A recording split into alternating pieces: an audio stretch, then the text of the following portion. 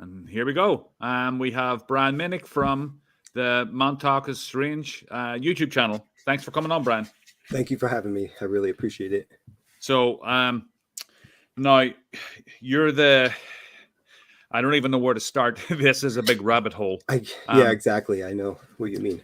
So I think the best way to start now, if you've ever went on to Brian's channel, Montauk Is Strange, you'll see a lot of his videos exploring the Montauk site. But why don't you give us a background history on the Montauk Project, or the Philadelphia Project, or the Philadelphia Project first, or you can just ramble. It's fine.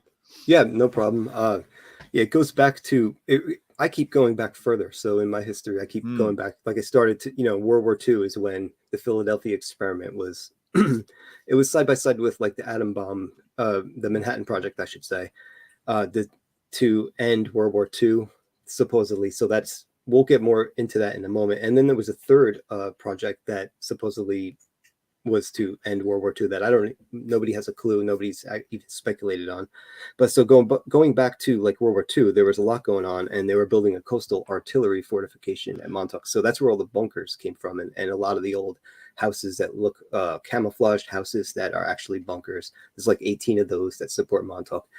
And long story short, I started finding the actual military history and like documenting everything factually, because I want to know. I don't want to just believe in something. I want to know, like, all right, if I'm wrong on that, then what is it? And I keep finding more and more that kind of does tie to the story when you look through the history. And there's some hidden things in the history that kind of go well with the speculation. They kind of make a full picture.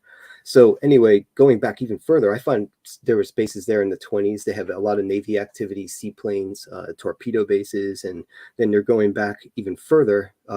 Teddy Roosevelt was there with the Rough Riders. It was like the first VFW, the first Red Cross, all started at Montauk. They were the first soldiers that ever came back from a foreign war in a Spanish-American War. And that was called Camp Wyckoff. But the thing is, a lot of the soldiers starved and died. And there was so many that died from yellow fever, malaria. And that was at this place, the Montauk Manor. There was also this really wealthy developer in town. His name was Carl Fisher. He built the first east-west highway in the United States. He had he built the Speedway. He was like a racer. He also built the entire city of Miami Beach from scratch out of like an island. And when he was done with that, he wanted to build Montauk into the Miami Beach of the North. So he started building all these buildings. This big tower in town that the government, the military, I should say, later took over, the Navy specifically. And then the Montauk Manor he built, which is a well-known hotel, reportedly very haunted. It kind of resembles The Shining and Stephen King. There's catacombs that connect those two buildings because he built them, and he sometimes would travel underground, almost like a Disney setup, like under his city of the North. So there's other structures he built, and the rumors are that those tunnels go all the way out to Camp Hero. So later on, as soon as he passed away, actually, and before World War II, the government took his property. They actually had them as barracks in the Montauk Manor, and the tower was a headquarters. So the rumors are, if there weren't tunnels going all the way to Montauk Point, which is like at the end of the isthmus, at the very eastern tip of the U.S., so it's 4 miles from town. So if the tunnels weren't already going that way, then if the government was involved, or the military, they could make that happen. There was a lot of bootlegging and rum running, and you've probably heard of like speakeasies in New York City, right? Back in like the 20s so a lot of those, the biggest ones and the most posh ones, were supplied by the booze coming straight from Montauk to New York City. Hold on. There was a tunnel. Boats. There's a tunnel from Miami all the way to Long Island?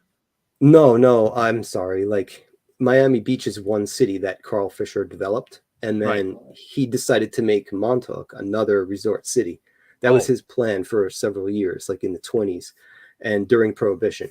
So he basically, there was speculation that he had his own tunnels, and there was some bootlegging going on. But those buildings later were taken over in Montauk by the Navy, the buildings with the supposed tunnels. So this is like the start of some of the underground sections of Montauk I was telling you about. And there's there's a lot of others. So that part is one thing about looking for underground, evidence of an underground base. But then there's the books have a whole set of a whole lore on their own, like a whole story. So the Montauk Project written by Preston Nichols and Peter Moon. Peter Moon is the author that helped Preston Nichols tell his story. So Preston Nichols is the man that said he was involved with the Montauk Project and came out with a lot of the original information through Peter Moon writing it for him, because he's not a writer. He was this scientist that slowly got his memories back.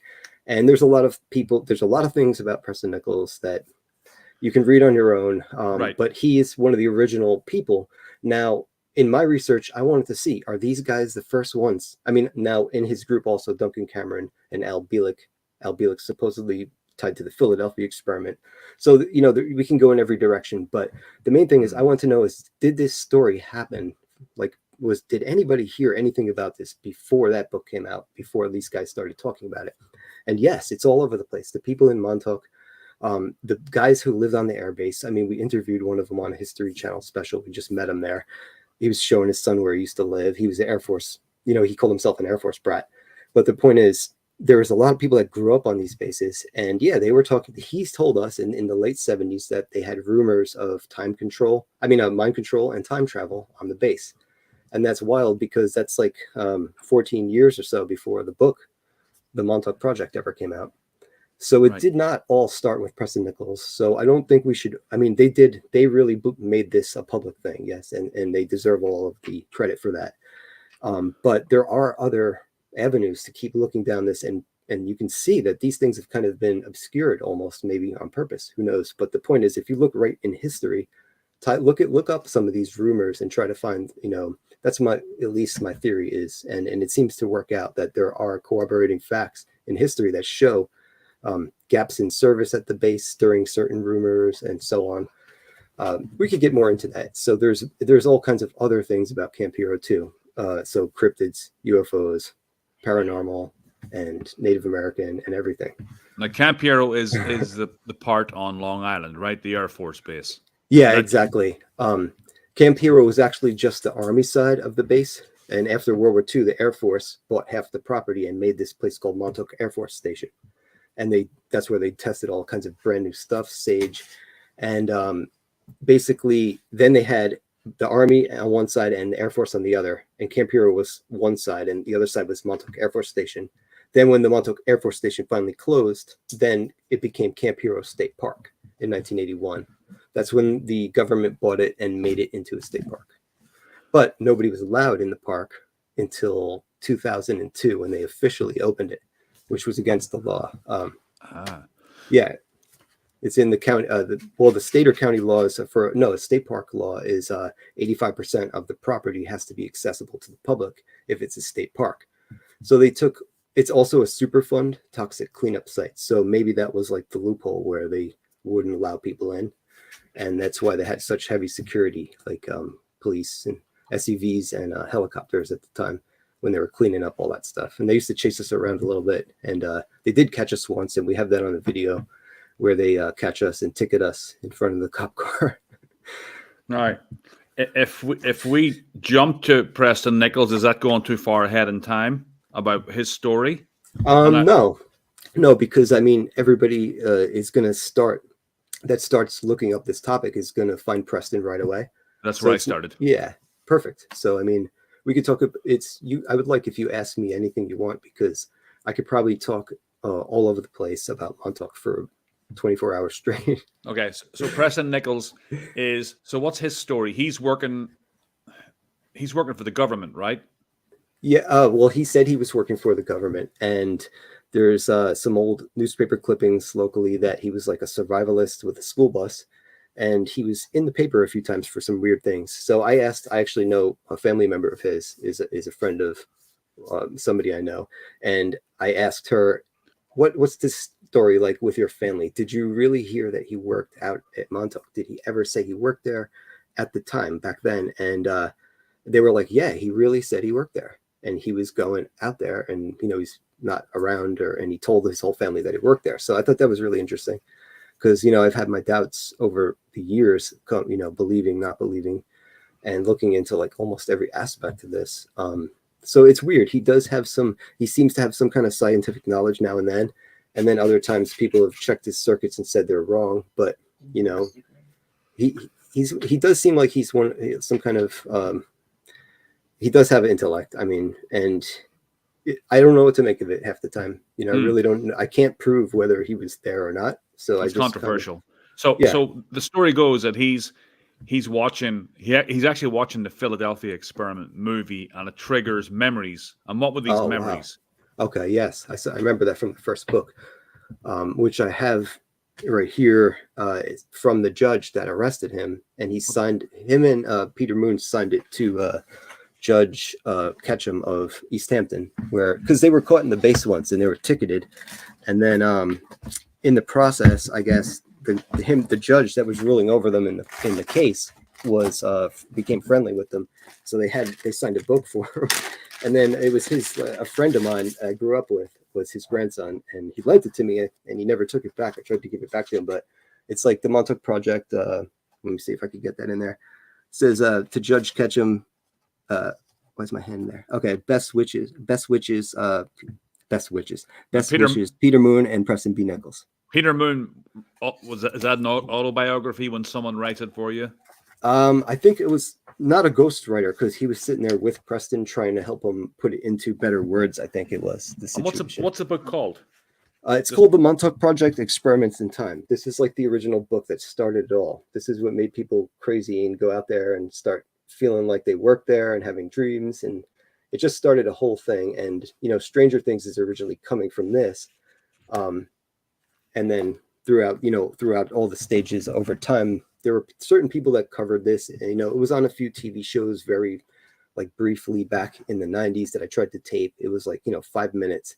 I saw Preston on there once, but they really didn't give it much attention at all until I think people really started looking into it in the early 2000s. Once it became a park, then people could go there, because we used to have to park all the way at this lighthouse parking lot, which is at the end. Literally, that's what they call Montauk, the end. And we'd park there, and we'd have to walk a good mile until we could even get to the front gate of Camp Hero. And we'd be looking out for security as soon as we got to that point, because they'll start chasing you. And we'd cut through different spots and run and, do what we had to get where we had to go. Ninja style. Yeah, pretty much, because we were kids too. So it was fun. We were running from these SUVs, and so over time, we didn't really see anybody at first. It was like this abandoned ghost town, and there was no security when the first couple months. I went there when I was really young in the 80s with friends. We went into underground tunnels, rode our bikes, saw a hole, and climbed in. And that's a whole nother story. That's back in the 80s, right. Probably 5 years after the base shut. But then 5 years later in the 90s, when the book came out, that's when my high school friends and stuff, in our senior year, that's when we really started going. And the 2 years following, we'd go every week for 2 years, as much as we could at least. And I wrote down every single one. I documented a field report, all the details, or started making them better, but little journal things so I could write them up later. And I kept track because each thing was new at the time. But that was back then when there was 150 buildings on the site. Now there's only under 20 buildings left, and they're all preserved. We recently got into pretty much all of them that were left, except for the bunkers. What is supposed to have happened at this place? Okay, a lot of things happened there. So what is supposed to have happened, that's the most exciting, I guess, is mind control experiments starting, I found some interesting information on real things that may have happened, but then let's start with the more fantastical things in the book. Okay. They were talking about picking people up off the streets eventually, first bringing in people in military families, maybe parents even offer them up to some kind of special program. Those are the kids they plucked out of school and stuff. So there's not just people they took off the streets for this, but there were different levels of people that they supposedly took. So according to the levels of the type of experiments they were doing. Exactly. And then, so if this kid was some kind of whiz in school, but he was off, socially off, but he was great at something, they might have put him into some kind of remote viewing thing. And if there was some homeless people on the street, they would just grab them and use them for breaking you down, traumatizing you, splitting the mind, reprogramming it, everything. They use drugs, they use scopolamine, LSD, psilocybin, all of the above. I mean, these are things that have been documented all around the U.S. and other countries back then. Yeah, exactly. And then there was a point at Montauk where, okay, when they first installed the Sage in 1961, there's something at the Montauk called the LSD rooms first. Let's talk about that. There's these houses called LSD house, the acid house, or the LSD rooms. So it was like this rumor, and we even looked for them and never found them. We checked all the 13 barrack, 2-story Cape Cod kind of disguised military barracks, and they were all just eggshell colored walls, like gray, beige. But this one house had all these designs, and I saw pictures, but we never found it. And then one time we just went in there, and there it was. So I guess we missed the house the whole time. So in there's two wallpapered rooms with a trim in the middle, and 2 painted rooms, and all 4 are psychedelic. The wallpapers, one was paisley, one was tiger striped, and half the room was one color, like white and then black, and each one had professional wallpaper. The other 2 had a tie-dye paint perfectly, like no drips on the floor, nothing on the ceiling, taped off sockets, like pro job, but it was like confetti tie-dye. And then the last one with these big fat black and white stripes, like really thick, like 3 feet thick. It was like the Tim Leary stripes that you see. Now, in that very year, Tim Leary was up at Harvard University, had the Harvard psilocybin project. Yeah, with Ram Dass. Richard Alpert. Yeah. And actually, this guy who supplied them all was tied to Michael Hollingshead. Supplied everybody, like the Beatles, everybody in American culture got this LSD from this one guy. But they were already using psilocybin up at Harvard. So when those 2 connected, he actually lived in Tim Leary's attic, Michael Hollingshead, who was a dual CIA MI6 in Newton, Massachusetts. Yeah, and he traveled a lot, and he gave it to a lot of people. So, really changing the whole world in a way. But at Montauk in that year, the radar, they just installed the Sage radar, and it was having problems. You've heard of maybe a little bit reading, I don't know, but it used to like affect all of the TV signals in town every 12 seconds. It would go, bzzz, and mess up your TV when the radar was turning, because it rotated once every 12 seconds. It would mess up radio and all kinds of electronics. So that was the cover story or that's the usual story that people say why they shut it down. But when I read the Sage technical details, the Air Force details, they had technical problems with calibrating it. That's what they wrote. And they turned it off for an entire year. They had maintenance staff on the Army side, and they had maintenance on the Air Force side, and technicians were in there tinkering with it. They were just running it at different things and trying to get it to work. But that's the year that the LSD rooms were painted, in that very year. And that's, I believe, they moved people in there. They did something, because the guys at Harvard, listen to this, the guys at Harvard, Timothy Leary and Richard Alpert, when they did the psilocybin experiments, there was one thing they wanted to do. When they were asked, what would you like to do with this? And they wanted to combine microwave or RF or radio frequency with the psychedelics to see if they can hear or, perceive it. But they weren't allowed to. And then this guy, the same year, writes the paper, The Frey Effect. The guy's last name was Frey. And he's proved that microwave causes 4 sounds in your head: a buzzing, a click, a pop, or I forget, but there's 4 different, it's like the Havana syndrome kind of. It's a microwave. Now we're constantly all have microwaves everywhere around us with our phones and towers everywhere. But it kind of all goes back to that simple experiment of seeing how that affects the human mind, and especially on psychedelics. So I think they just made this house, paid the contractor. And then they went in, they did this for like maybe 2-3 months and then shut it down and over. And then they left it there because psychedelic art was a thing at the time. So they thought, hey, this just looks like some guy just had a party room. It's groovy. I looked it up on the map. That was the commander's house. And I was on a show on the CW channel, and I was interviewed by Jennifer Marshall, who's she's in Stranger Things. She's basically ex-Navy, and she's a private investigator now. And she was basically saying, and also she's Max's mom in Stranger Things. Max is, hold on, which one's Max? She's got red curly hair. She was newer to the group. Oh, yes. I get it. She's oh yeah. Her mom was just in the she was only in I think she was in the 1st and 3rd season, but the latest season, maybe the 2nd and 4th. But she was by the laundry line with her, and she started turning like into a dark mother. Oh, okay, the clock. So, yeah, and basically she pointed out to me that if that was the commander's house, like this was off camera when she was interviewing, but she said if this was the commander's house, that means that only he had control to let anybody into this house. Like lower ranked people aren't just going to walk into the commander's house. So it's by chain of command, like you have permission to enter. That's about that LSD house. So That house was knocked down in 1999, and then a rumor persisted that it was this other house by the radar, which you see in some pictures. That's just the World War II bunker. That was there before the whole Air Force built stuff around it. It was just that house on a hill once, and that house actually connects underground 70 feet down these old rusty ladders through skinny tunnels to both bunkers. It goes down and serves both bunkers because that's the battery commander station for Battery 112 and Battery 113, the two big gun bunkers at Montauk. And that's where you've been. I've been inside Battery 113 numerous times and down even a level. And I've been inside Battery 216, which is a different kind of bunker. That one has a really deep basement, but we only found it through a hole. The whole floor was collapsed. So we were dropping stuff down and saw how deep it was. That was when I was really young. But the two twin bunkers are Battery 113 and 112, and each one has these giant 16-inch guns. They were like enough to sink battleships, basically. That's what they were for. And there's a 500-foot tunnel that connects them both. And then there's staggered layers below. And there's actually a tiny tunnel, if you go down, that connects all the way to that hill, which is 1,000 feet away. And the same thing on the other side. It's like a mirror image. So I've started mapping out all of these tunnels to try to figure out exactly, going down layers of history and putting the real ones that we know are there on there. So I even put this on the top. I put the sewer lines. I was like going all out trying to figure, because if those are in one spot, this other thing cannot be in that spot also. So I really want to know where everything is. And I started plotting stuff from facts.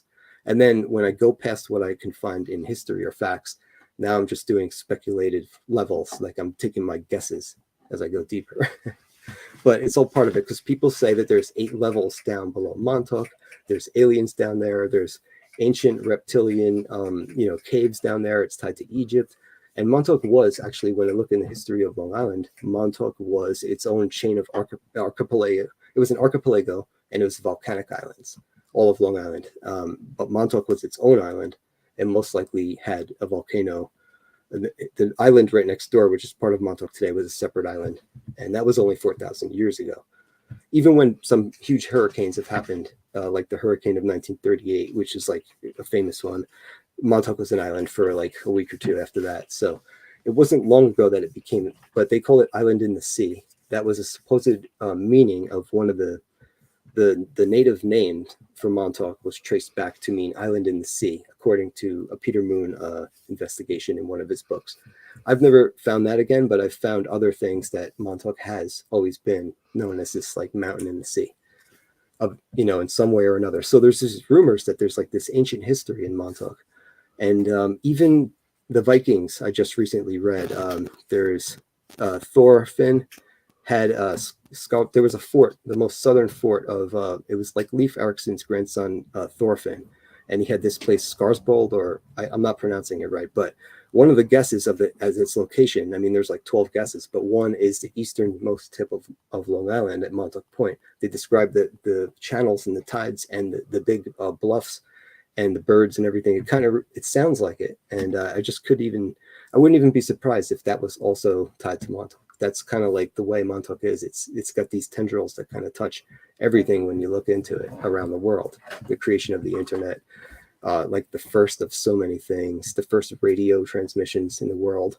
before the famous one from the Eiffel Tower from I think it was Georgia to the Eiffel Tower. Actually, there were two before that. In intercontinental here in the U.S., it was from Cape Cod, right? Montauk to Maine, and then Montauk to North Carolina, and then it was Georgia to Paris. Oh. And because Marconi had his radio equipment rigged right onto the Montauk Lighthouse from 1908 to like 1913. He rented it for like 5 years. He was rigging up his Marconi wireless, and there's a lot of RCA Marconi wireless around here. Other places, one in Riverhead and one in Rocky Point, which are both on Long Island. And so they had a heavy presence here, and they had a lot to do with like all the naval radio stuff back in like World War I. World War I also, Montauk was a fortification going back, like I said, to colonial times. So it's just so much fun to go there. There's so much history, Native American stuff there. There's all kinds of great nature there. I mean, if you like nature, and there's a story of Sasquatch, Bigfoot, and cryptids, something called Junior. And some people think he looks like a dog man. and he does kind of have a werewolf snout, but in the photos. And I found the photos that weren't even brought into like if you type on Google, you'll find a few photos of Junior. But I found this other rare one that was in a book. So I recently put all of them into a video next to each other so you could look for yourself. But a lot of them, that Junior supposedly was manifested by Duncan Cameron in the Montauk chair on purpose to like rebel, overthrow the program, and destroy the base. So he pulled this thing supposedly out of his subconscious and created it. But I mean, to me, I also would like maybe the story, even if he thought he did that, if this even happened, maybe what he did was like rip a hole in something and that thing just came right out, because that sounds like a typical creature, right? Well, this is like that mirrors the scene in Stranger Things where the thing jumped out in the Russian base and killed all the. That took its inspiration based on from Junior. Yeah, right. You got it. The Demogorgon, I think it was a D&D monster's name, but it was the inspiration from Junior as far as destroying the base. Now, it didn't look like Junior, but you're absolutely right on that. Now that was down, but that was down in the levels that are no longer accessible, right? They blocked that up because of this thing had escaped or something. Yeah, so I always try to figure out where would these levels be. So I started, like in the 1960s, they went a little deeper in certain spots to make fallout shelters. And I always thought that was a rumor. I thought there were just 2. And then I found this document and they're like named like 6 new ones that I never even knew about. So these things are all over. And I'm thinking for building purposes, if you have fallout shelter here, you might go down from that level and expand. That's why I was taking guesses where these facilities could be. But the story is that Junior started underground, breaking stuff, punched his way out of the underground. And then there's a few houses on the base that he's supposedly like destroyed. And then later he's always photographed in like the, he's not there, but he's there, I guess halfway in our dimension, kind of supposedly these photographs off the radar of the bunker. And he's basically on top of this bunker, Battery 112. And we've gone right up into that spot, looked for him, and tried to test and taking photos and just seeing how it feels there. Oh, so he supposedly got out. I thought they locked him in, concreted him in to the lower levels. That's what I thought. Yeah, supposedly he got out to the surface and was wrecking the base on the top side too. That's crazy. And I don't know how. Supposedly somebody cut the power to shut off the Montauk chair that made him disappear. But then later, I think it was Preston that said that he actually went up into the tower and hit the axe on the cables. And he used a torch, and he says the marks were there to go look to cut the cables. So I did see, the cables cut under the power box on the 4th floor where he said it was. But I don't know if he did it himself. But the point is, I actually went to another building that was really well maintained, because it used to be the guardhouse, we called it, and the state police lived in there. And it used to be the AT&T long lines bunker, which has a giant underground itself under it. And that was just to protect the coaxial cable. It was like everything was based around protecting this link for people to communicate. And all the toilets were on springs, the lights. So in case they got hit with a blast, like a bomb this is underground, 2 stories. They're like gymnasium size rooms filled with like crackers and water barrels. So that's there under Montauk. And one of the guys that worked there let me go in there and look around and try to find it. He let me go down and crawl in the basement. I record all this stuff on the videos. They're all on my channel, right. Everything I'm talking about. And so I go and I did find this missing space. It's like there's a window against the wall here, and then I went around in the other room. There was a window against that wall, and when you look from the outside, there's a space missing between the 2 windows. There's a place I cannot get into. Even in the basement, the wall was there, so I know that's where the freight elevator and staircase were to go down, because they always have to have those 2 things in order to get equipment down there. Anyway, long story short, he takes me into the back room. All the equipment there, the original magnetic core memory racks, like everything's worth like a fortune on eBay, these things, and they're vintage 1950s, like early computing stuff. And then the 60s they probably upgraded, but this stuff's ancient, hasn't been touched, it's in perfect shape. And then for some reason in that room, the cables, they're like this thick, the copper cables, is like 4 of them, and somebody cut them all under like the main power cables. I thought that was interesting, because I caught that and I'm like, nobody's been in here except for nobody's ever been in here that's been an explorer. Only official people have only been in this building. Why did they cut them? I don't know. That was just kind of reminded me of the story that Preston was saying up in the tower. But maybe, they did, like you said, cut them to shut power off that day. Or there were still people on the base a few years after that, just like 4 or 5 guys at a building which does have an underground that I just found. So, but supposedly between 1981 is when that they officially announced shutting down the base in the real military history. And in 1984 is when the last few 4 personnel left the base in military history. But in the story, 1981 is when the base was destroyed and abandoned in a hurry. And then they had like people go in, like a crack squad of Black Berets, they said, and like, destroyed all things that had information on them in a hurry, and left the base in shambles. And then people went back and officially closed it down. That's what the story says. So those two kind of things, they almost line up, with that little gap in 3 years. And after that, in the 1980s, Camp Hero was like a ghost town, and all of the local legends and people exploring, kids going in there partying, and whoever, back then, everything was still kind of manicured and nice looking, and the buildings weren't falling fully apart. But then by the 90s, it was like this dilapidated ghost town. It had this haunted feeling, and there were people riding around in SUVs chasing us. So it had the exciting factor. We had to park really far away at the lighthouse and walk like a mile to get in, and then walk all day and more miles, and sneaking the whole time and running. Not like today. You can drive in now, go into the park, pay like $8, and then park right in front of the radar, walk to the bunker, walk to the radar in 500 feet at the most. So, but you're not allowed to go in one spot at the park. You're not allowed to go in the fence up to the radar, onto Radar Hill is what they call it, where there's big concrete computer building and the tower, and that's still closed off. But now they used to arrest people by the dozens. So in 2018, when we were filming the Dark Files, that the day before, I saw in the newspaper 17 kids they arrested. I was like, how did they even manage to put all those kids in a car or whatever? Maybe they just ticketed them and let them go, hopefully. But now, in our most recent visit, I was always cautious because I know the guys at the base, and I'm not trying to go in and be a jerk because I'm always there filming. And I've already been in there like so many times. We used to just go straight to the top of the radar as kids and into the tunnels. But now I'm like out in the outskirts, exploring the woods and finding all these cool things out in the property I've never even walked on.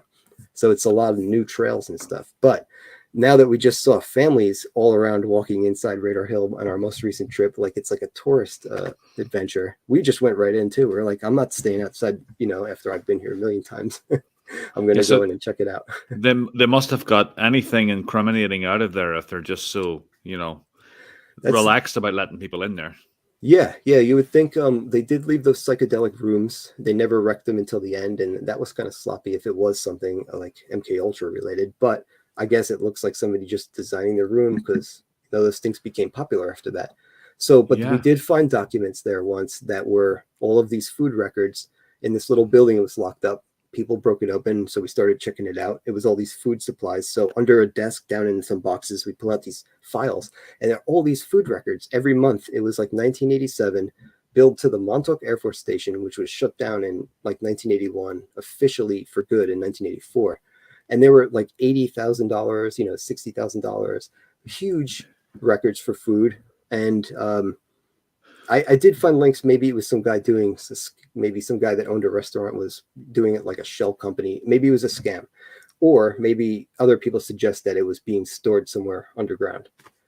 And I do believe that if they had an underground very active started in the 60s and very active at its highest security in the 70s, they would still make it bigger and have high security in the 80s, but they would make the top side like a ghost town. Because the top side in the 70s was really weird too. It was like a psyop because all the people on the base was like, yeah, nothing happens here. They let people in. There was kids playing on bikes. They had bands every weekend. People were partying. There was no security. People were allowed to waltz in, and they all still to this day say nothing happened there. But they're very nice people, and they share what they can. Some of them do believe stuff happened there, so I don't want to lump them all together. But there's this strange kind of weird attitude from that decade, and notice different thing for each decade. They were doing it there in the 90s. They were cleaning it up and then making it a park in the 2000s. Now that the park has become so popular because of Stranger Things, now it's like a tourist center. So each decade has its own kind of thing going on. But 1960s, you could not go near it without getting guns pointed at you. You couldn't even come within 100 feet of the place. They had a Nike missile base going in there, which was nuclear missiles. They had an Air Force radar base that told all the planes where to fly and gave all the data for the East Coast. It was like the strongest set of radar. The big radar was one of 12, And then they had a whole like 12 other radars there in their history. So they had a ton of radars. And they also had the Army there that had a major artillery. And even after those World War II bunkers that used to like sink battleships were out of play, after that, they had anti-aircraft guns. They just roll them up on the beach on like wooden platforms and towed trailers, like 37 millimeter, 50 caliber, quad 50. They had like 150 guns where there's a parking lot now. You just go and park and look at the bluffs. But back then there was like all these anti-aircraft guns that would just shoot at the sky all day. Yeah, it's a great strategic position. Now, I know we touched on it, but can you go back to the Montauk boys that came Sure. forward years later? Yeah, there's a numerous amount of Montauk boys.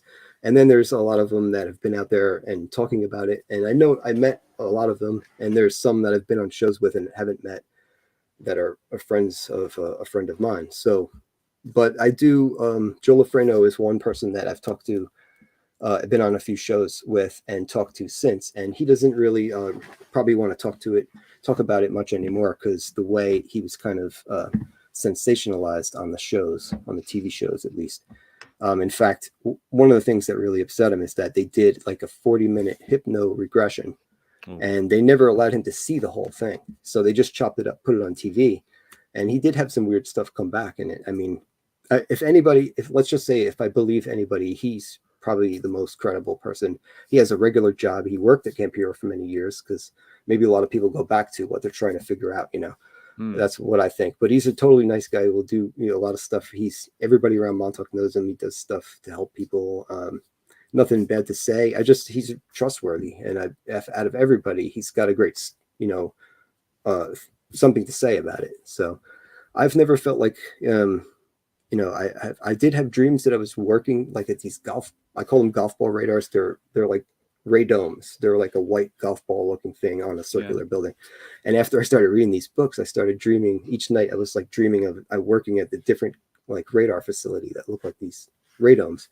One was in a cornfield, one was on like a dock by the water, and I thought it was strange. But then I read this is like a phenomenon that happens to people reading this book. They start having dreams that they like either worked at a certain place or involved, in some way or another. And I just look for things that I can know for facts or take a real, like, if I believe it or have a logical guess. That's one thing. But I think, immersing my mind in the subject at the time, I have some wild dreams and a wild imagination to begin with. Even if I see something in front of me, sometimes I'm like, did I really see that? So yeah, I'm sure you must have some crazy dreams investigating this subject now. What other kind of experiments? I know that they were working on teleportation and time travel, or is that just a kind of a myth? That's part of it. So the invisibility thing from 1943 was the Philadelphia experiment, Einstein's electromagnetic bottle. So that's what supposedly turned into the teleportation part eventually, using, I guess, taking into effect, they did other projects at Montauk. So it merged. Basically, the Rainbow Project was half for changing the weather with radiosondes, Wilhelm Reich, and orgonite. So there's orgone energy and there's deadly orgone energy, which just makes storms. And so supposedly they had DOR busters, deadly orgone energy busters, which would break up storm clouds. That somehow merged with the Philadelphia experiment, which was supposedly the Einstein electromagnetic bottle to make it bend light around the ship, but instead made an electromagnetic bubble or a portal or something and sent the ship elsewhere on this date, August 12th. So we usually try to go back like every year on that date, just, because if any time to see something, maybe it'll be that day, if any of this is true. Can you talk about that? This sounds like, what do you call that movie where they go to space and they come back all messed up? Event Horizon. Yes. What was the story about what happened with the sailors when they come back? I think it was the first or second time. I think it was the second time. Oh, they come back. Well, in the Philadelphia experiment or Event Horizon? Yeah, the Philadelphia they come back merged into the ship hull. Like some people, you can't. Well, in physics, two things can't be in the same place at the same time. But when you phase something, both are intangible. They can pass through each other, and then you solidify them. Now they're melted. So supposedly these people were out of sync with the time that they were in this electromagnetic bubble, and the phase of steel, the phase of human just passing through each other, and then it's over. Now they're merged. Something like that. I think they were told not to move. Oh, okay. I Yes, think yes, exactly. because of That's that. yes, exactly. And that does it has a ring of truth to it, because that is what probably would physics guesses about that, what would actually happen, if because two things, as we know in this law of this set of laws of physics in this 3D dimension, I guess you would say, is maybe different elsewhere, but two things can't be in the same place at the same time. So it's like, the immovable object versus the unstoppable object versus the immovable force. So it's like And all those physics conundrums. And I know for And anybody that doesn't know about the Philadelphia experiment, what they were trying to do is they were trying to make ships invisible to the U-boats because we were losing so many sailors and stuff when we were supplying Britain, right? So they're yes, trying to we were trying to get past the wolf pack, and yeah, they were getting exactly, blown out of the water. So they tried this experiment to get past the Germans. exactly. And anything they do find in the process, even if it does cause a little damage, collateral damage, as they would say, an accident, a disaster, they're still going to keep the data, what they learned, what they used, and then try to improve it no matter what. So if they learned something that day, I'm sure they took it further. And so, there's a ring of truth to some of it. And I just don't know how far the writings in the original book and the movie, actually had to make it like a movie. So how much did we lose in the information? A lot of people have dug in and tried to find the real ship, and I've never seen anything conclusive fully. But I do believe, that by all means, we would definitely try to do that. If Einstein was writing it, they were probably setting it up like that week and trying to build it, because that's how some of these advanced research people operate. They get right on it and they start building it. And Especially one during thing, war. yeah. One thing that's interesting in the video is when we zoom up into the top of the radar through a little tiny panel, the gear that just right under the radar that turns it, it says Philadelphia across it. And so we were like, oh my God, look at that. But it was probably a part that was built like in the Philadelphia yard or something, but still it was interesting to see that there. It was just like a little synchronicity, and that's one thing that Montauk always has, is synchronicities. It's full of them. Now, has there anybody gone missing or that kind of stuff around the Montauk area? Yeah, so there's two parts of that. One, the Montauk boys we were talking about in the 1980s supposedly Right. were going missing. There was rumors of a white van picking up kids. And, growing up out here, my wife and I and everybody that I know used to always hear about the white van and our parents telling us to watch out for it. This is the early 80s. And I actually had an experience once where a white van went past with the door open and was like ready to scoop me up. I was drawn with chalk, but my grandmother was coming from one way and my mother was yelling the other, and my grandmother let go of this giant Siberian husky, which I was calling over. To me, I was just drawing. I thought these guys were so close they were going to run me over. I didn't know, but so it's true. There was people taking kids in the 80s, and it's like, what you see on milk cartons back then. There was no internet, there was no TV. But in modern times, there are a few people that did go missing there. I don't know their exact names. I did try to, but out of respect for their families too, I don't even know. Right. I think it was something that they didn't want to talk about. But there's been a lot of other people who have gone to Montauk Point and committed suicide, and all kinds of crazy things. Peter Beard was a famous wildlife photographer that lived next door for many years. On the corner of his property, he even has a little hatch that was part of the base, and he filled it with snakes. He had Andy Warhol over and the Rolling Stones, and they would all party there. It was like well known around Montauk, some of the things they did. He even the Rolling Stones named the song Memory Motel after the bar, the Memory Motel in Montauk, where they would hang out all the time. And it's a famous bar because of that. So a lot of people would flock to Montauk. And the story is, recently in the last 2 years, Peter Beard was found dead near his property on Montauk. They never really said what happened. I mean, maybe he wandered off, but that was, there was a couple accidents on the base over time. One with a shell that exploded prematurely and killed a soldier and injured a couple others, and a couple other accidents, like military accidents on the base. And there's some old shipwrecks. Oh, so many shipwrecks by Montauk Lighthouse. I mean, it was like a treacherous place. And I think there was like 80 deadly shipwrecks with hundreds of people. And now some of them came ashore and then passed away. Especially the Montauk Lighthouse is supposedly haunted by a ghost named Abigail, a young girl who came ashore after a crash. She lived, and she later died in the lighthouse. She didn't make it, but then I've just found this other ghost report. My latest video I just did, and my wife was narrating this article from the East Hampton Star where a couple of local residents saw this weird floating, small-headed, 9-foot tall, like with a lantern and a boat hook or a chain, and coming down really fast, floating up the cliff and in front of the cliff, like not on the road, and zooming really fast. This weird apparition type of thing. So I lined it up with a screenshot I took from the Montauk Lighthouse webcam of this giant, tall creature standing on the rock one day. This rock is like 4 or 5 feet tall up to your waist, and this thing was like a tall string bean. It does look like it has a little head even. I don't know what, if it's another thing, but it was standing there. The waves were hitting it, and it was swaying back and forth a little. So I know it was a being. I just don't know how it could be, it did not look, the dimensions were way too big to be a human, tall and like skinny. And I start thinking of all these things around Montauk. It's such a strange place. There's a lot going on. Like I said, there's things in the sky. A few times when we see a plane, I zoom in just to test my camera, and something goes flying past, and I'm like, what was that? It was like a little ball. So I zoom in, and it looks like your typical little UFO, silver disc, black on one side, white on, silver, the reflection from the sun. And it goes by like supersonic speed when I slowed it down and zoomed in all the way as much as I could. And now this is a few times now where I'm looking at the sky and something goes flying past the camera, or up into the air, like really fast. It's like disappears into space. So I'm not saying they're UFOs, but there's a lot of UFOs reports from Montauk. I put them all in one video, and there was even a flap of UFOs in the 1960s, right around the time they were about to put in Nike nuclear missiles there. There was like 18 sightings in that 1 year in East Hampton and Montauk. So that was fascinating.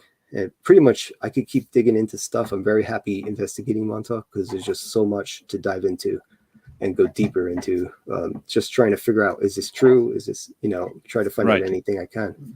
So what about, do you think that they moved now I've heard of Plum Island and stuff. Do you think they moved the operations to Plum Island? Is that a different thing altogether? Plum Island was definitely a different thing. So this is a good question. And you've probably heard of B&L too, right? Oh, hold on. Your camera just went to the radar. Oh, that's my thumbnail. Sorry about that. Okay. Oh, it's okay. Yeah. B&L is Brookhaven National Labs, and they have particle accelerator there that works second to CERN. It's the second most powerful one. CERN and B&L, the scientists that work at B&L work at CERN too. They go back and forth. In fact, I know one's a good family friend, and he was going from Switzerland to Brookhaven all the time, and he's part of the Nobel Prizes and stuff. But so these were World War II forts: Plum Island, Montauk, and B&L. And it's a good thing you said, because if you think about the implications of that, they were all just World War II camps, like coastal artillery or reserves, whatever. But they turned Camp Upton, which is B&L now, they turned that into Brookhaven National Laboratories, and it's like one of the top science facilities we have, and it's in the country. One's not Dietrich, that's like a more germ warfare, but they have a lot of science based at B&L. Then Plum Island was originally Fort Terry. It was like an island fort for the coastal defense, and they turned that into Plum Island Animal Disease Research Center, part of the part of the Department of Agriculture. But actually, for 2 years before that, when they first started it, they changed it into the Army Chemical Corps, because we used to have chemical weapons in the Army until 1954. There was a public outrage, but in 1952, Plum Island was this chemical weapons place, and biological weapons. And then because of the public outrage, they had to officially change it to just studying bovine disease for the Department of Agriculture. So there was supposedly no more, none of that going on anymore. But the rumors from there, as you know, went into full on chimera creation of half human, half any kind of animal, everything that you've. All right, so Plum Island, Hannibal Lecter in Silence of the Lambs, they supposedly kept him on Plum Island because he says that in the movie. And that they were considering making it a maximum security prison at one point. So that was kind of based in history.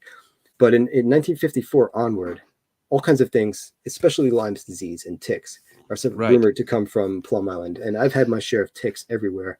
I mean, eyes and everywhere you don't even want to know. But I even had one on my eyeball in a video, and I didn't even know. It's like, turn the camera around at my face. I saw it there, had it on there the whole day. It's like, deer ticks are so tiny. They're like the size of a poppy seed. And they carry terrible. And now we have these Lone Star ones from Texas. But the weird thing about Lyme disease is Plum Island is right between Connecticut and Montauk in the Long Island Sound. Long Island has the two eastern, like the two forks, and it's an island out in the water. It's like the bottom, here's Montauk, and it would be like out here. So the thing is that Montauk knee was this condition just like a Lyme's disease that the fishermen used to complain about in the 60s and 70s, and not complain with all rights because it sucks. But then in Lyme, Connecticut, they had the same thing, outbreaks from ticks. So they named it Lyme's disease, but it was actually Lyme, Connecticut, not Lyme's, Connecticut. So, but right in between those two spots, right in between Connecticut and Montauk, is Plum Island, like dead in the middle.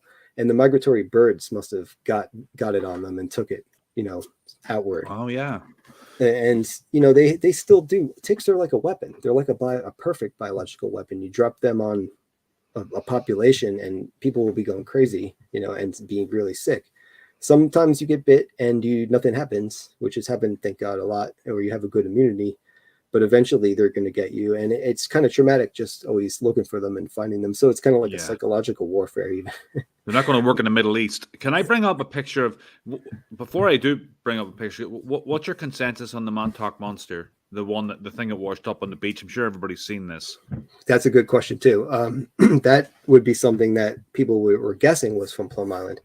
Now something else washed up, and the Montauk monster went viral, which kind of did two things. It kind of buried the real crazy story that happened that washed up on Plum Island and the shore cross. And it also buried Junior, the Montauk monster from the books, the inspiration for the Demogorgon from Stranger Things, because that became the Montauk monster when Junior used to be named the Montauk monster. So it kind of took his moniker, and now people, all they think of is this carcass on the beach. Okay, I have a lot to say about that because I met a kid who says it was his dog.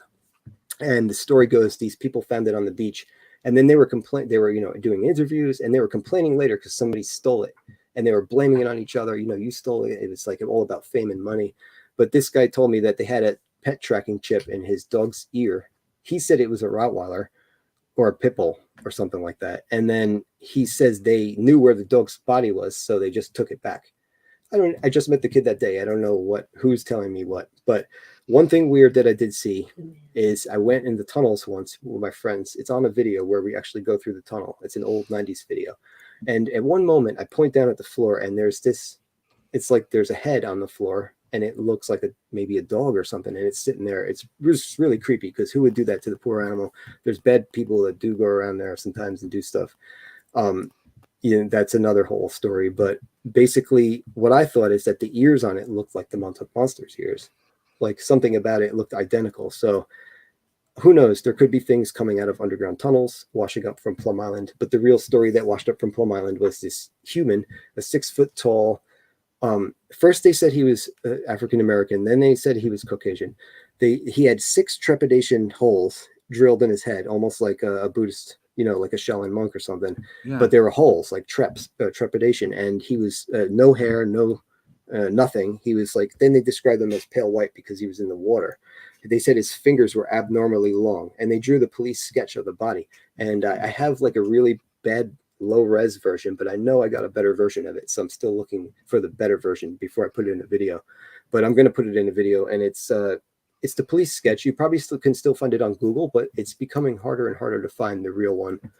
But it's an official police. It was in the local newspapers. And that's kind of like an amazing story, more than this animal that washed up. Even though it is very interesting, I can't tell. It could be a raccoon.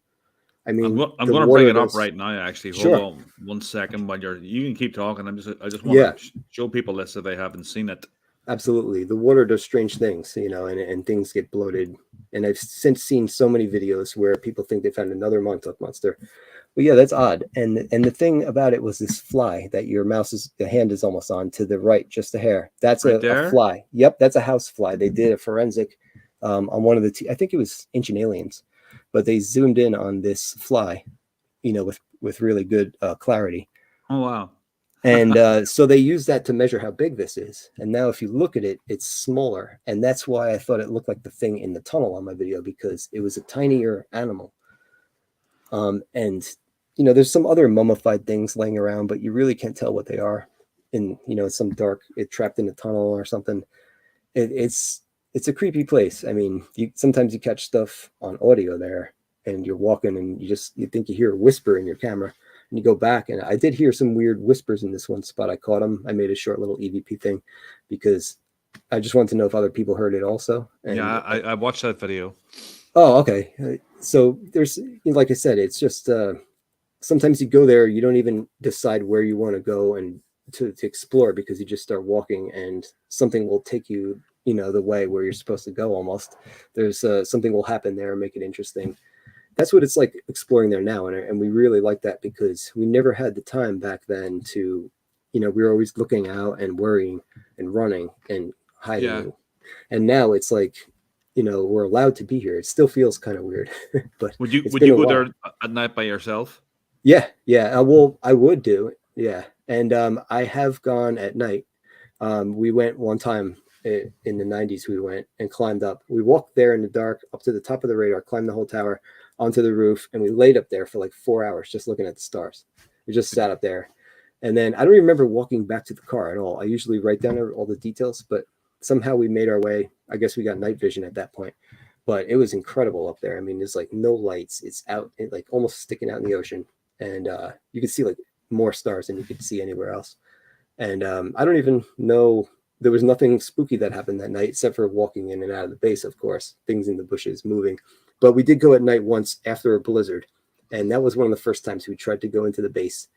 I had been there a few years earlier in an old bunker to me, but I never knew there was a radar. So my friends were telling me there's some radar here. So we start walking in the gate, and two of our friends had already gone back all the way to the lighthouse because they were getting like frostbite. So now there's only three of us. And the snow was like, what gets hard on top, like an icy shell on top of the snow, and you kind of got to punch through each step. We were doing that. So we're getting really tired. And by the time we got in the gate, we all heard this weird, we heard some kind of vocal. They heard something different than me. I heard what sounded like a high-pitched female singing, like a happy tune, like something old, like I couldn't even recognize. And they heard just something, a female voice as well, but it wasn't matching with mine. But whatever it was, we all three at the same time were like, started running just like instantly. We didn't even say anything to each other, and we're crunching through all the way back to the car because it spooked us. So at night could be, a little interesting. And supposedly there's people that camp there. I mean, somebody just left a comment on my channel. I think it was like a younger person, because they said they camp in with the Boy Scouts there. But I guess you can go and camp in there if you get permission. But otherwise, I'm sure there's people walking around in there because you can get in now from so many places. And also there's these supposed ghost that comes floating down the cliff. I'd love to go there at 4 a.m. and just wait till like dawn and see if it's like some kind of repetitious thing that happens, like a reoccurring event. Not so much like an intelligent being, but more of a replay of something that happened. Recording. Yeah, exactly. Some sort. That's what that one almost sounds like to me, but I'm not sure. So that's what I think a lot of these things are. Somebody, can I just open it up to questions? I just got an interesting one here from Name Tree. 1 second. Oh yeah, I should be checking the chat. Let me see. Name Tree asked a question here. Now she's talking about Rosemary's Baby, and I have an answer, not an answer, but I have some strange trivia attached to this. Where Rosemary's Baby was filmed by Polanski. That's the hotel that John Lennon was shot outside. Oh, the Montauk Manor. Is that what you mean? I don't know what it's called. Wherever that was filmed. Oh, probably. In yes, Manhattan. That's right. Yeah, Roman Polanski supposedly did part of like MK Ultra was interjecting like subliminal messages and sounds into films, into the music industry and the film industry. That was definitely, there was a lot of psyops. Even, supposedly they approached. I thought it was Roman Polanski also to do the moon landing, but I'm not sure. No, that was what's his face that did. What's his face? What do you call that guy? He just died. He did the one with Tom Cruise and Nicole Kidman. No, I don't. I know it's somebody else. You're right, but it's a similar story to what you're saying. It's they were approached to like make the perfect. And if you look at all the movies since, some of the things are like Total Recall was suggestive of like civilizations on Mars way before people really started talking about it. Pyramids on Mars. So like there's always something in sci-fi culture that's kind of like way ahead of its time, and you wonder if they were approached to talk about those things, by somebody. So Yeah, That's a the great whole point. life imitates art, or the other way around. Yes, exactly. Anybody else have any questions? Because I know we had questions earlier, but they weren't in block. They weren't in caps, and I missed them. But yeah, I'm just I actually interviewed Doug last week. Doug, I don't know if you watched an interview with Doug Scott Kramer. He's an actor out in L.A. I And just saw the thumbnail right before the show, and I'm definitely yeah, gonna, because you were telling me about that, and I didn't know he's if you, very interesting, and he was I can't wait to watch that. yeah. The next one's going to be about mind control and MK Ultra and like Aleister Crowley, Manson, and Jim Jones and stuff being tied in with Scientology and how mind Wow. control is used by corporations and governments all over the world. I'm really looking forward to that. Absolutely. Like Voice to Skull, it's been given a bad rap under that name, but there's some of that Frey effect stuff we talked about that was discovered in the 60s. Well, they're using it in like sales and marketing. Like in Japan, there's a Coke machine that uses the very same thing, like Voice to Skull. When you walk past, you hear the Coke. Then they tried to discount that, but there was other things where a TV would let one person sitting on the couch hear the show, and the other person sitting next to him could read a book because the TV was beaming a microwave directly at their head. Oh, wow. So they could hear the TV right into their head. So this is like an old technology. It's a no-brainer and it shouldn't be like even questioned. So those kind of things, when you tie those things together, I'm going to be super interested to see that. And Aleister Crowley, there's another person who was described Montauk as his favorite place in 1918. He went there for the whole summer to hide out because he was a spy for the OTO. And it has to do with Tesla's tower in Wardenclyffe in Shoreham, New York, nearby. The free energy tower that you always say that was supposed to, that you always see that was supposed to be the first free energy tower. That the Navy blew the sides of that and knocked it down. They blew it up. And Aleister Crowley had something to do with that because they thought he was sending messages through German spies through that tower because Tesla had abandoned it the year before. People were still going to it. Long story short, all that stuff always ties to Montauk, like I was saying. So it's crazy. I love to see, the video you just described that you're doing next has all of those similar elements. I was in the OTO for a little while in the early 90s. Excellent. So what was there?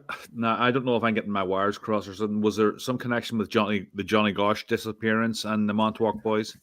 I didn't know anything. I don't know the name Johnny Gosh, so that's not something. It may be a connection. Johnny Gosh, I think, is tied to the Franklin credit union scandal.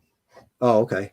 Yeah, there's since I've been doing the channel, I've been trying to put together all the stuff I found, and I'm still finding on certain topics. But I should be probably still searching on like current news because some people go there now and send me everything and like send me information and pictures.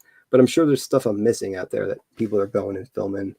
And I'm also missing out on my usual research that was more widespread, like a lot of paranormal UFO. And now I've learned a lot about. I'm thinking in a new way about cryptids and Bigfoot. That they're not always here sometimes, and not others. I used to think they were just flesh and blood, but now I've totally changed that opinion. And It kind of goes like everything. UFOs come and go, ghosts come and go, Bigfoots come and go, and almost everything comes and goes because there's dimension around us that some things are like the Higgs boson particle that they discovered. Mm-hmm. That's a particle that's actually here sometimes, and then it blinks out. It's not here anymore. That's no different than all of these things that we're talking about. And that's that's proved in physics like years ago. So, hey, it's just another level around us. And sometimes we're lucky enough to see it, or maybe there's a way that we forgot how to see it, whatever. But the flesh and blood and the different dimensional Bigfoot is a raging topic within the Bigfoot community, and if it was interdimensional, it would explain a lot. It really would. Yeah, exactly. I don't know. I don't know, but it definitely would explain answer a lot of questions. It would, and if we knew, maybe it would change the way we're going about trying to communicate with them. Because if you can blink out, I don't think anything. It's going to take, it's going to hurt you. I don't think we can stop something that's not fully here, and maybe they want to, I think more like if they wanted to hurt us, they would have already. And it's very rare that people if you walk up to, I think this is something I always notice. If you're armed, a rock can get chucked at you. If you're not armed, how often does a rock get chucked at somebody that's not armed? A lot of the times the story is the person has a rifle or has an intent, or maybe they think that it's trying to hurt them and they'll defend themselves.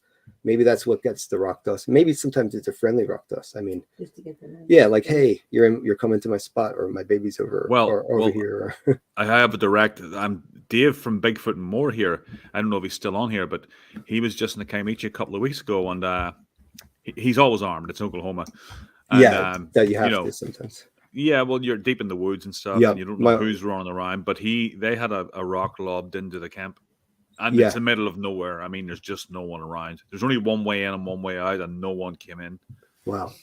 We had like a light pebble get tossed at us, like a small rock, a small quartz stone, when we were out there. And, Mike just talks right back to him, Long Island Bigfoot, and he'll say, hey, we don't mean no harm, And then I think it was just like a friendly kind of toss sometimes. It doesn't seem, nobody, we were out there for hours and nothing was malicious that happened. But there was some other strange things that happened, and I'm not sure they were Sasquatch. I don't even know what I experienced with at some of those times. But one time we saw a deer with something weird on its head. It looked like another animal stuck to it, or a wig flopping as it jumped. And then as I slow it down, it starts like changing shape. And then we lost the deer. And then a few minutes later, there's somebody back in the tree, almost like the only flesh and blood, like actual leg and hip popped out of the bush. This was on Mike's footage that I blew up for him. And then he caught a conical head walking by between two trees. You see this cone head, it's about this big in the footage, just going by like this. And that's all in a matter of like a few seconds. That was earlier in the night of the rock toss. We went to the other side of this place, and then the rock toss happened. But right after we saw all these things, the conical head, then I got about 30 seconds of EVPs, just sounded like a bunch of whispers all at once. And I was trying to sort them out, and kind of freaked me out, because then when we did go to the other side, all these deer were standing around us, and we were filming all their eyes, and they were all just sent in a big circle, all looking at us. And you see all these glowing eyes. And then the rock toss happened. And then my camera froze, and I could not get it to work for like 2 months. Then I took the chip out, and when I could never erase the copy of that footage, I cannot erase the movie. I had to throw the chip away. I kept trying to delete it, put it in the trash. It would say it was gone, and then be back. So it was corrupted somehow that night. And, the camera does have a Bluetooth setting. So it would not be impossible if something did have extra abilities to hack a Bluetooth, take command of a Bluetooth. I don't know. Crazy. It doesn't seem too far out. Yeah, well, but there's some weird stuff, and you got to pay attention. If you're not looking for the stuff, or you're not used to seeing it, you probably won't notice half of it unless something came right up into your face and made it obvious. But if you do look at some of these subtle things, it's very interesting when you go out there. And I never really looked at some of that stuff. I've always believed in it, but I never really got to learn more about it until I started going out. And since I made the channel and meeting people. That's why you get these hunters that have been out there for 30 years, and I've never seen anything, Yes. Yeah. I do hear that. And well, they're probably focused on, the deer, and they're not really focused on, but then again, they're focused on the environment around them. So they might hear stuff that wasn't supposed to be there. I don't know. I really don't know the answers, and I'm still trying to find them myself. A lot of those flesh and blood calls or just, auditory calls in the woods, the howls. I listened to probably like 100 of those videos for a while. I would just search them and listen to all the ones on YouTube that I could find. All of the, supposed far off calls. And there's something similar about all of them. Even the samurai chatter, like it almost does sound like Japanese in a way. It's like when you hear some of the talking, like, not the Patterson, Sasquatch Ontario, is it? He has some really good, similar, and there's some other ones that are like, sound like they're across a lake. I think that might be him too.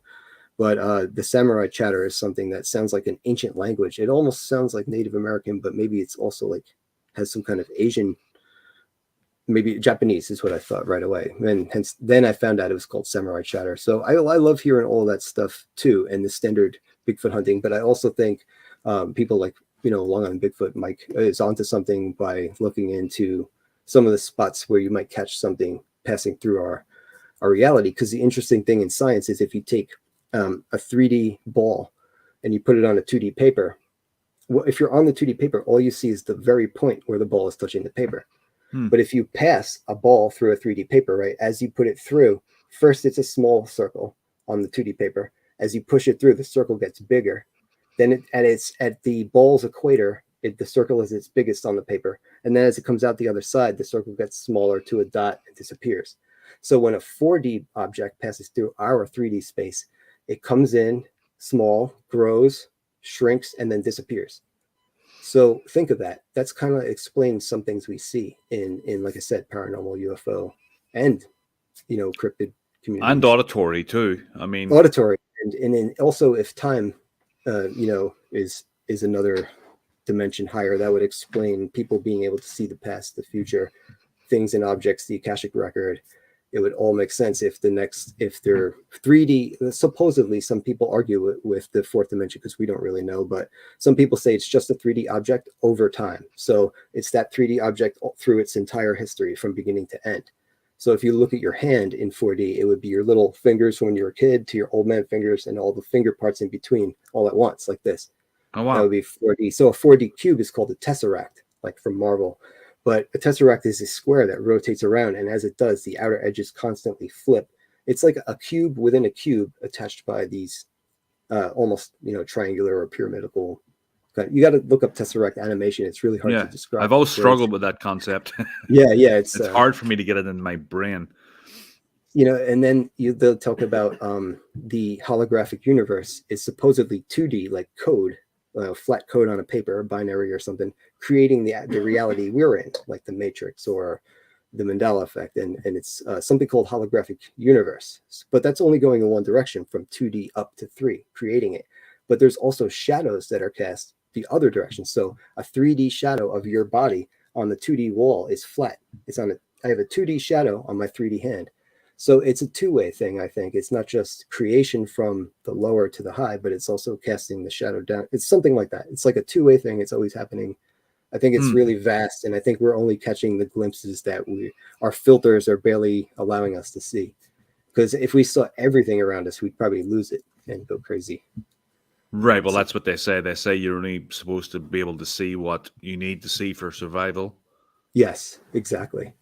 And about pareidolia, Michio Kaku, I'm not pronouncing it perfect, but he had a good point the other day.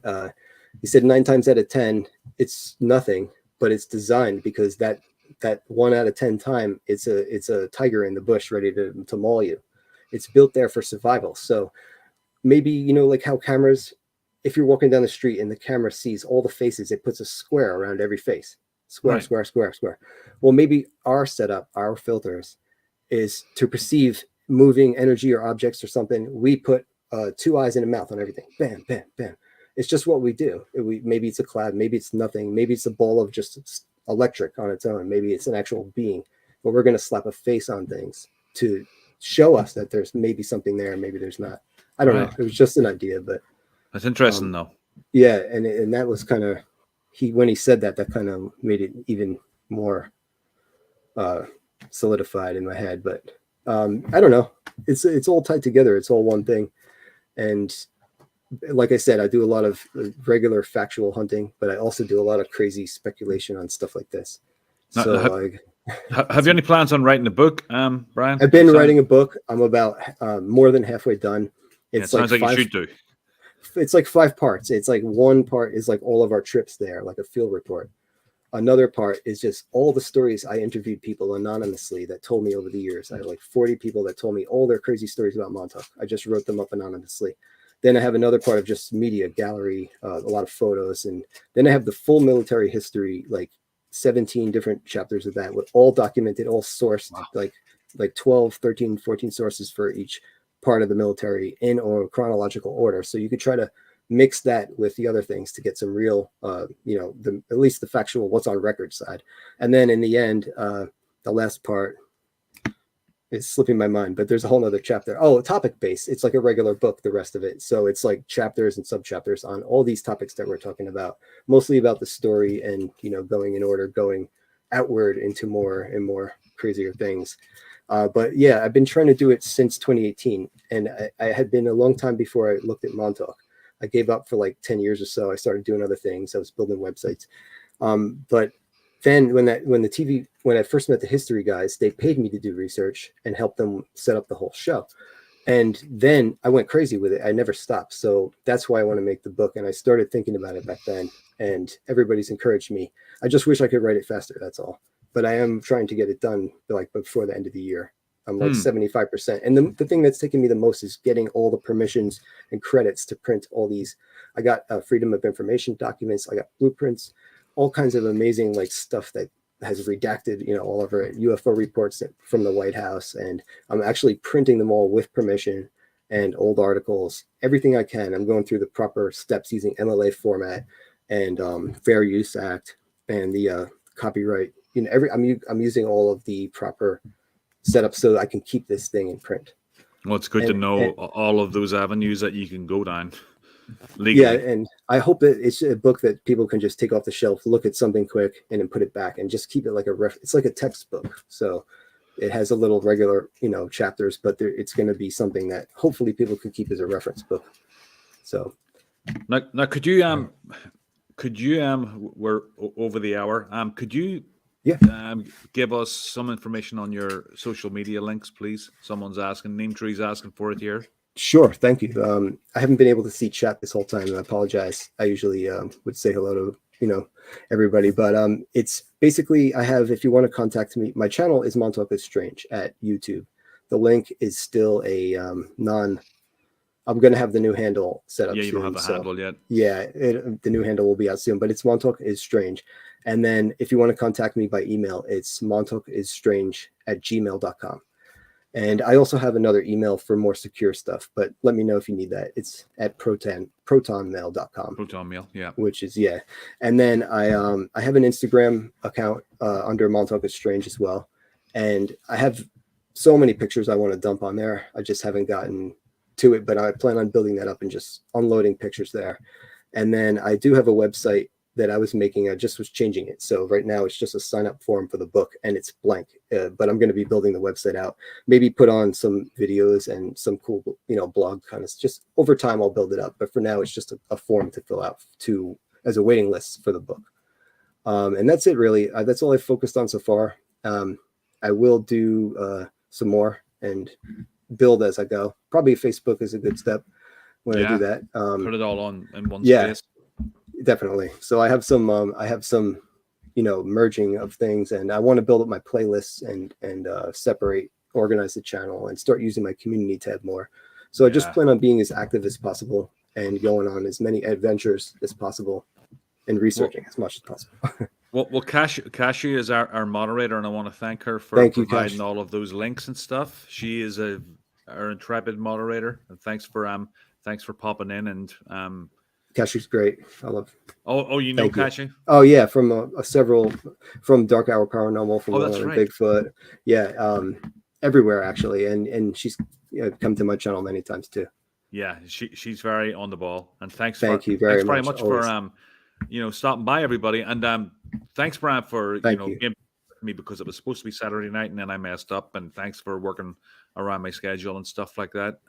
Thank you for having me as well. I hope I didn't talk too much. I wanted to, I'm sure we could talk for a while. That's why you were here. But stick around after and backstage, and we'll talk there. And guys, thanks everybody for stopping by. I will talk to you all later. See you guys. Thank you.